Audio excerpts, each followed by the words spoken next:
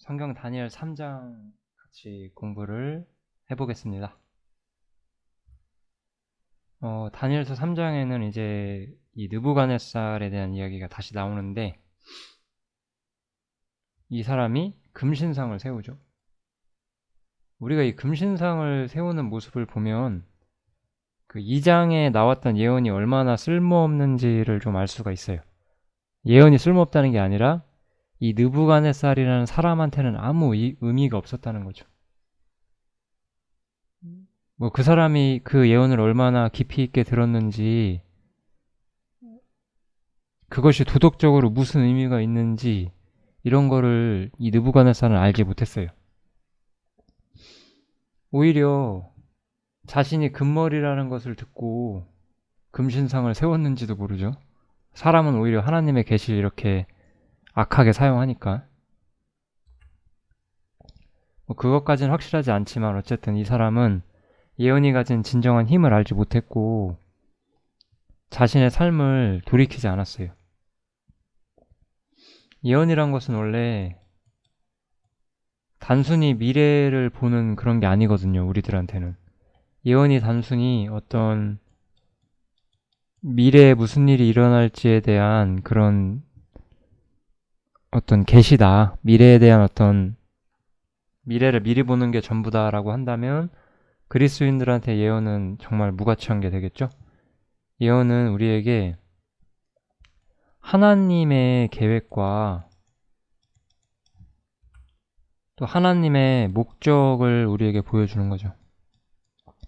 그래서 하나님이 원하시는 게 무엇인지를 우리가 알고 하나님의 뜻을 배우게끔 하는 거죠. 근데 이 느부갓네살은 그런 게 없었어요. 그래서 이 느부갓네살은 금신상을 세웠고 자신의 권력을 어떤 대표하는 모습으로 세운 거겠죠. 그리고 이제 읽어볼게요. 느부갓네살 왕이 보내어 방백과 수령과 도백과 재판관과 재무관과 모사와 법률사와 각도 모든 관원들. 이거는 딱 보시면 요즘에 잘 쓰이지 않는 단어들이지만 한마디로 봤을 때 어떤 정치 권력을 가진 모든 사람이 거의 모이고 있거든요. 뭐 이런 거는 지금으로는 법관이겠고요. 공무원은 관리들이고요. 이런 것도 어떤 법관들이겠죠. 경제적인 문제를 관리하던 관리들, 그 다음에 조금 더 높은 곳에 있던 어떤 그 통치자들, 이 모든 사람들이 이 느부갓네살의 금신상을 짓고 그 예식에 참가를 하게 돼요. 예, 다시 한번 이렇게 나오죠. 이건 똑같으니까 좀 반복은 안 하고, 네, 여기서부터 읽을게요. 반포하는 자가 크게 외쳐가로되 백성들과 나라들과 각 방언하는 자들아, 왕이 너희 무리에게 명하시나니 너희는 나팔과 피리와 수금과 사명금과 양금과 생황과 및 모든 악기 소리를 들을 때에 엎드려 느부갓네살 왕의 세운 금신상에게 절하라. 누구든지 엎드려 절하지 아니하는 자는 극렬히 타는 풀무에 던져 넣으리라 하매, 이렇게 말씀이 나오고 있어요. 그래서 이 금신상에서 우리가 살필 수 있는 게 뭐냐면, 아까 봤죠? 어떤 그 권력의 정점으로 이 사람들이 모이고 있는 거죠, 사실은.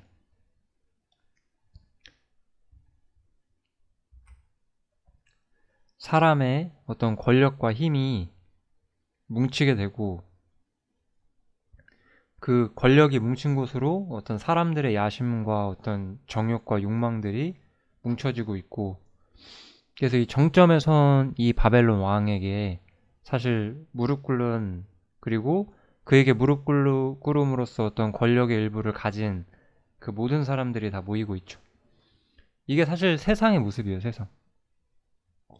성경은 이 세상의 왕이 사단이라고 신약에서는 분명히 밝혀줘요.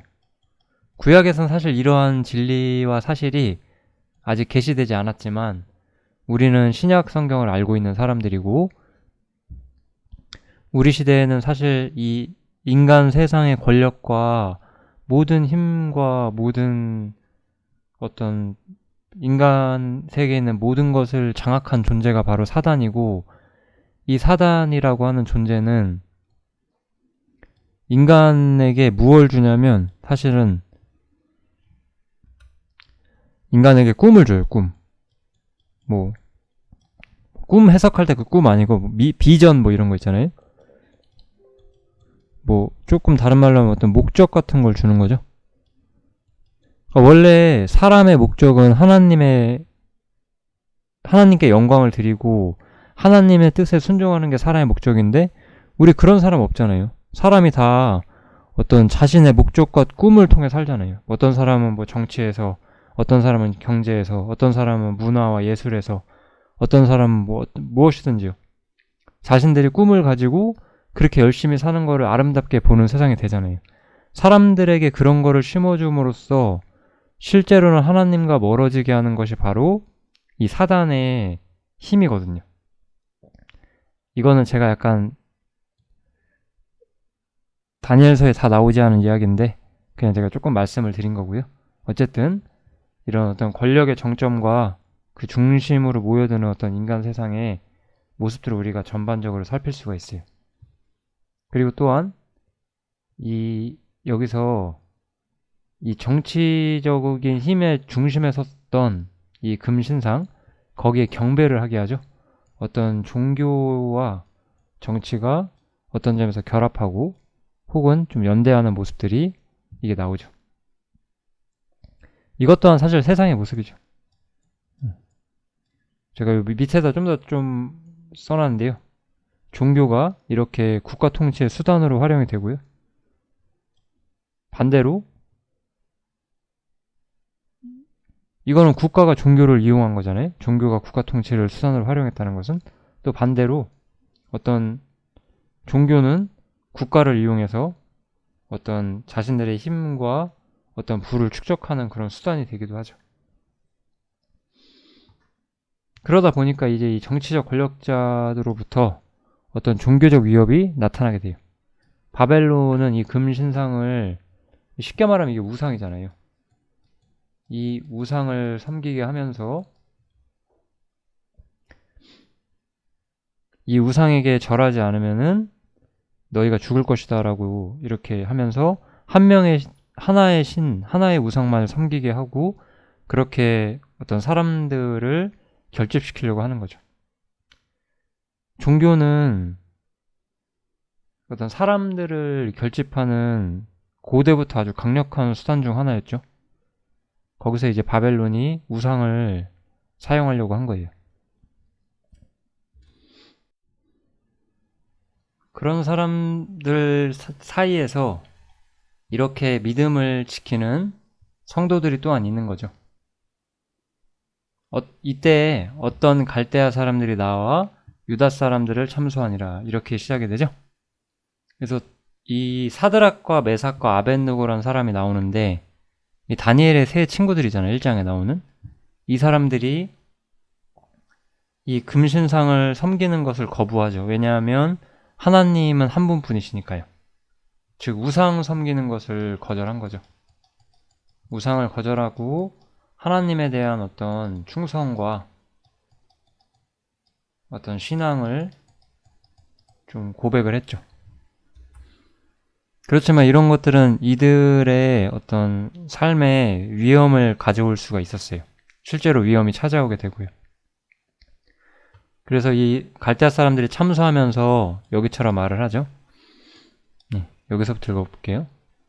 이 사람들이 왕을 높이지 아니하며 왕의 신들을 섬기지 아니하며 왕이 세우신 금신상에게 절하지 아니하나이다. 이렇게 이들을 참수하고 있어요. 그래서 느부갓네살이 이 사드락 메삭 아벳느고를 불러서 너희가 내 신을 섬기지 아니하며 내가 세운 금신상에게 절하지 아니하니 정말로 그리했느냐라고 묻고, 여기서부터 좀 재밌는 이야기를 하는데요. 이제라도 너희가 예비하였다가 언제든지 나팔과 피리와 수금과 사면금과 양금과 생원과 및 모든 악기 소리를 듣거든 내가 만든 신상 앞에 엎드려 절하면 좋거니와. 약간의 좀 회유를 하는 거죠. 너희가 만일 절하지 아니하면 즉시 너희를 극렬히 타는 불목 가운데 던져 넣을 것이니, 이렇게 또 위협을 하죠. 우리가 신앙을 지키고자 할 때요, 우리가 신앙에 대해서 우리의 충성을 보여주고자 할 때 세상은 항상 이 두 가지를 좀 보이죠. 하나는 위협을 하는 거고 하나는 회유를 하는 거죠. 회유를 한다는 것은 세상과 벗이 되자라고 말을 하는 거예요. 또 하나는 이제 너희가 신앙을 지키면 어려운 일을 당하게 될 것이다, 이렇게 위협을 당하게 되는데, 이것도 제가 여기서 뭐 자세히 말하진 않을 주제지만 우리가 신약 시대에 사는 사람으로서 한번 제가 질문을 드려볼게요.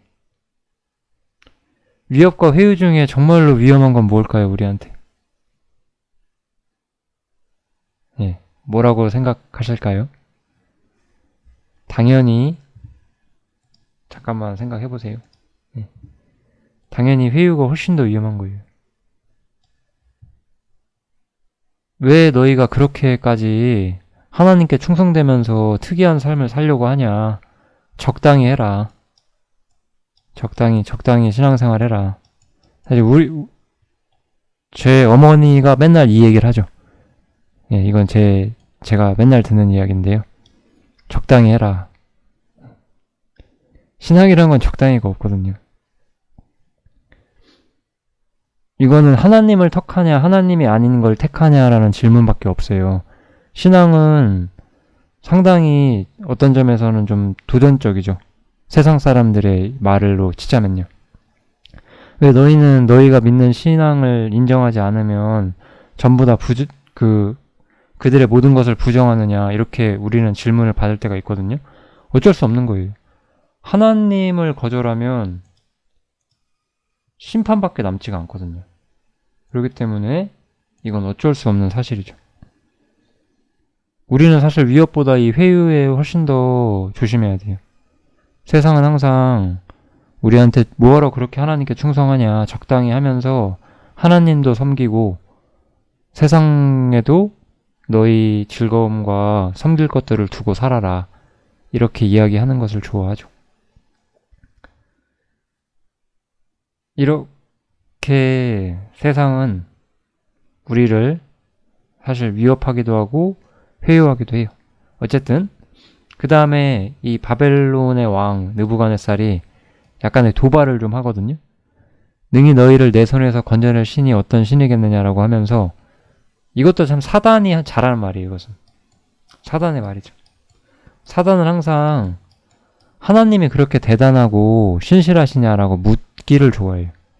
이게 그리고 굉장히 위협적인 거예요.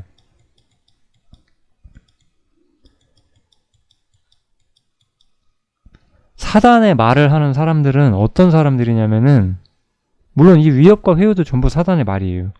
근데 가장 위험한 사람들이, 우리의 귀에게 위험한 소리를 하는 사람들이 어떤 사람들이냐? 야, 하나님 믿으면 그렇게 다 하나님께서 정말 너의 모든 어려움을 이겨내 주시는 게 맞냐? 이런 식으로 하나님을 의심하게 만드는 거죠. 쉽게 말하면요. 하나님을 의심하게 하는 것이 정말 가장 위험한 사람들이에요. 성경은 상당히 명료한 이야기를 하거든요. 너희는 먼저 그의 나라와 그의 의를 구하라. 그리하면 이 모든 것들을 너희에게 더하신다. 하나님께서 모든 걸 채워주시니 하나님을 의지해라. 자만 같은 데 보면은 범사의 그를 인정하라. 이런 얘기가 나오는데, 이런 하나님의 능력과 신실하심을 부정하고자 하는 시도를 사단은 해요. 여기서도 하나님의 능력과 신실하심을 부정하고자 하는 이런 어떤 시도가 나오게 되죠. 여기서 우리는 세 가지를 좀 볼 수가 있죠. 위협, 회유, 그리고 시험이. 이런 것들에 속지 않으시는 게 여러분들의 신앙을 지키는 어떤 중요한 교훈이 되겠죠. 우리 사드락과 메삭과 아벳느고는 어떻게 답을 할까요? 이들의 대답은 사실 우리들의 대답이 되어야 되는 거죠. 첫 번째로 이 사람들은 우리가 섬기는 우리 하나님이 우리를 극렬히 타는 풀무 가운데서 능히 건져내시겠고 하나님에 대한 어떤 강력한 신뢰를 보여주죠. 이건 첫 번째에 대한 답이겠죠. 의심에 대한 답이에요. 네 하나님이 정말로 너희를 건져내 줄 수 있겠냐라는 질문에 대한 답이죠. 그치만 만약 우리가 하나님을 믿는다면 내 인생이 정말 잘만 풀릴까요? 그거는 절대 아니거든요. 하나님께서는 때로는 우리가 어려움을 지나게 하시고 세상 사람들이 보기에는 마치 징계 같은, 마치 벌 받는 것처럼 보이는 오히려 그런 길도 가게 하세요. 그게 꼭 징계가 아닐지라도요. 그래서 이 사람들은 두 번째는 이렇게 말을 해요. 그리 아니하실지라도, 즉 하나님께서 우리를 건져주시지 않을 수도 있다라고 말하는 거죠. 사실 이건 예를 들어 처음부터 이 말을 했다면 그건 하나님을 의심하는 걸 수도 있는데 하나님이 자신들을 능히 건져내시고 또 왕의 손에서도 건져내실 거에 대한 일단 신뢰와 확신이 있었어요. 그런데 하나님께서는 자신의 뜻과 목적과 섭리를 위해서 굳이 우리를 구원하지 않으실 수도 있다. 뭐 어차피 우리에게는 영원한 하나님의 나라가 있으니까 이 땅에서는 우리가 고난받고 실패할 수 있다. 하나님께서는 그렇게 우리를 놔두실 수 있다. 그런 뜻이죠. 그리 아니하실지라더라고 이 사람들이 말했던 것은요. 그러나 그럼에도 불구하고 우리는 우리의 신앙을 배신하지 않겠다. 왕의 신들을 섬기지 않고 왕이 세우신 금신상에게 절하지 아니하겠다라고 하는 어떤 깊은 충성의 모습을 보여주는 거죠. 결국 이 성도들은 이제 풀무 가운데 떨어지게 되죠. 사실 이제 이 위협과 어떤 세상의 박해가 있는 건데요. 놀랍게도 이 세 사람을 던졌는데 여기서 갑자기 놀라요, 왕이. 그래서 불 가운데 던진 자는 세 사람이 아니었느냐 이렇게 물어보거든요. 왕이 또 말하여 가로되 내가 보니 결박되지 아니한 네 사람이 불 가운데로 다니는데 상하지도 아니하였고 그 넷째의 모양은 신들의 아들과 같도다. 예수님의 모습이 좀 보이죠? 그래서 주님께서 직접 그들과 함께 하시면서 이 사드락과 메삭과 아벳느고 이 성도들의 신앙을 지켜주시고 그들의 생명을 지켜주시는 걸 우리가 볼 수 있죠. 엄청난 표적이죠, 이것은. 하나님의 엄청난 표적이 바벨론 한가운데서 일어나게 되었고 하나님께서는 언제나 자기 사람들을 지키신다는 것을 우리가 볼 수 있죠. 이것이 우리가 모든 박해나 모든 어려움이 우리에게서 벗어난다는 뜻은 절대 아니에요. 우리는 이런 것들을 겪을 수 있거든요. 그러나 이들이 가장 첫 번째 했던 대답을 우리도 할 줄 알아야 돼요. 하나님에 대한 신뢰. 내 삶에 비록 어려움이 닥칠지라도 그것조차 나를 위한 것이다라는 하나님에 대한 신뢰, 하나님에 대한 확신, 그것이 우리의 신앙을 지켜주는 힘이거든요. 우리가 어려운 일 겪을 때마다 내 삶을 의심하고 하나님의 신실하심을 의심하게 되면은 우리는 아무것도 못해요. 하나님을 신뢰해야 돼요, 우리는. 하나님에 대한 신뢰는 정말 너무나 중요한 거예요. 하나님을 신뢰하지 못하는 사람들은 더 쉽게 불순종의 늪에 빠지게 돼요. 강력한 순종의 능력이 있어도 하나님을 신뢰하지 못하게 되면은 그것은 율법이 되고 어떤 겉모양으로 하나님을 섬기는 모양을 갖지만 마음은 하나님에게서 멀어지게 되는 그런 좀 참혹한 결과가 나오기도 해요. 하나님을 신뢰하는 것은 너무나 중요한 주제예요. 하나님을 신뢰하셔야 됩니다. 어쨌든 이렇게 예수님께서 이들을 구원하시는 모습을 우리가 이렇게 보았고요. 사실 이건 바벨론 전체에 나와 있는 표적이었고 얼마나 많은 사람들이 이 표적을 보고 하나님의 살아계심을 느꼈을까 생각을 해보면 참 하나님의 능력이 나타나는 정말 대단한 모습이었을 것 같아요. 이제 제가 두 가지 이야기를 좀 더 드리고 싶은데, 이 심판의 불이 임했잖아요. 아까 풀무가. 아까 제가 몇 구절만 했는데 이번에는 아까 쓰지 않은 몇 구절 더 보여드릴게요. 이 사람들이 그 옷을 입은 채 결박하여 풀무 가운데 던져져요. 그래서 이 풀무불이 너무 뜨거워서 사드락과 메삭과 아벳느고를 붙든 사람들, 이 의외의 사람들이 죽게 돼요. 참 이걸 보면 참 재밌다는 생각을 하게 돼요. 이 하나님의 사실 불, 이 바벨론에서 임한 이 심판의 불은 사실은 바벨론이 잘 한번 생각해 보세요. 이 느부갓네살, 이 바벨론이 성도를 심판하려고 한 거였거든요. 그런데 바벨론이 성도가 아니라 세상을 오히려 심판하게 되는 거죠.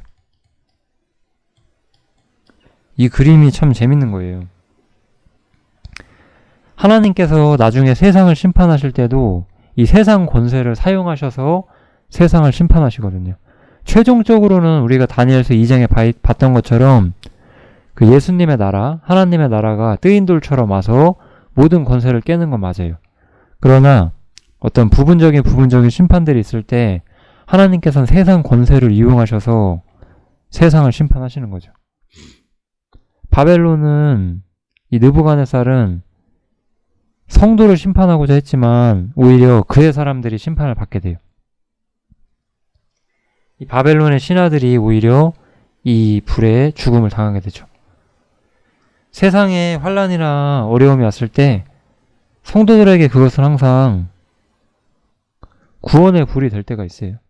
나중에 하나님이 세상을 심판하실 때에도 성도들은 건짐을 받고 하나님의 구원을 보게 되겠고요. 물론 이건 교회는 아니에요.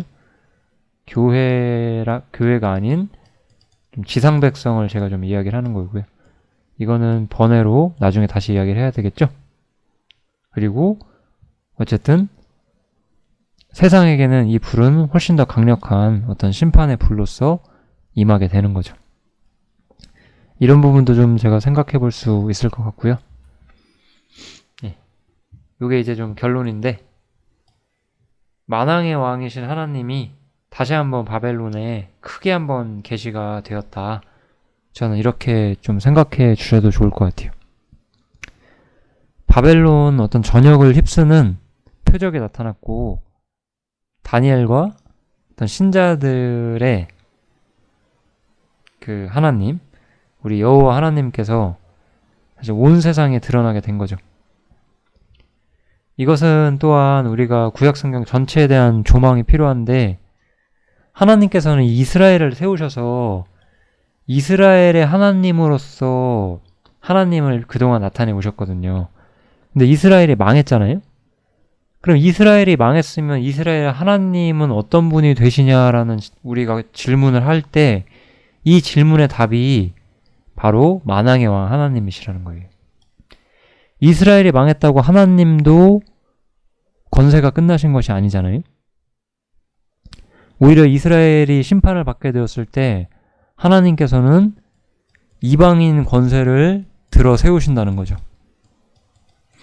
그래서 하나님께서는 이스라엘과 이방인 모든 권세와 모든 왕들의 왕이신 온 세상의 최고의 통치자시다라고 성경은 이야기를 하는 거죠. 그래서 이제 온 세상의 주인이신 하나님이 나타나게 되었고, 이제 이스라엘이 아닐지라도 온 세상에서 하나님을 믿는 사람들이 하나님의 사람들로서 보호받을 수 있다고 사실 천명하는 거예요. 우리가 바벨론에 살고 있다고 생각을 해보죠. 바벨론 수도에서 엄청난 표적이 일어났어요. 그걸 보고 어떠한 사람들은 저 이스라엘이라는 나라에 하나님께서 정말로 하나님이시고 그분을 섬겨야 하는구나 이렇게 누군가는 마음이 움직였을 수도 있는 거잖아요. 그래서 온 세상의 통치자이신 하나님께서 좀 나타나게 되는 계기가 되지 않았을까. 그리고 용기를 얻을 수 있었겠죠. 이스라엘이 망하고 나서 이제 자신들의 신앙을 보호받을 수 없는 세상과 바로 접해서 신앙생활을 해야 하는 모든 사람들에게 이것은 큰 위로가 되는 거죠. 하나님께서 자기 백성들을 지키신다는 것을 우리가 항상 볼 수 있는. 이스라엘은 하나님께 보호받는 나라였잖아요. 이스라엘은 하나님께 보호받는 나라였고, 이스라엘이라는 보호가 사라졌을 때 이제 신자들은 자신들을 박해하거나 회유하거나 혹은 하나님을 모독하는 사람들과 직접적으로 대면하며 살아야 하는 상황이 됐어요. 사실 우리들은 믿자마자 그렇게 돼요. 왜냐면 우리는 이방인이고 원래 하나님 없는 세상에 살고 있기 때문에. 그때 하나님이 온 세상에 퍼져 있는 하나님을 믿는 사람들을 절대 가만히 두지 않으신다. 그들이 아무 이유 없이 시험받고 모욕당하고 고통을 겪게끔 하나님이 놔두지 않으신다. 우린 이걸 볼 수가 있어요. 물론 우리는 고난을 겪을 수 있고 때로는 여러 무거운 짐을 짊어질 수도 있거든요. 어려운 상황이나 슬픈 경험을 할 수도 있고요. 그런 것들 모두가 하나님의 일종의 보호가 항상 우리에게 있다는 크나큰 위로를 받을 수가 있죠. 우리는 성경을 통해서 이 사건이 무려 거의 2500년 전에 있었던 사건이지만 우리는 위로를 받을 수 있어야만 해요. 이 바벨론에 살고 있었던 이 하나님을 믿는 사람들은 사드락과 메삭과 아벳느고를 보면서 얼마나 많은 위로를 받고 용기를 받았을지 생각을 해보시고 우리 또한 이러한 말씀을 보고 위로와 용기를 받으면 될 것 같아요. 다니엘서가 참 재밌죠? 저는 굉장히 재밌다는 생각이 들고요. 3장은 여기서 마치면 될 것 같습니다. 4장에서 또 계속 이야기하도록 하겠습니다. 감사합니다.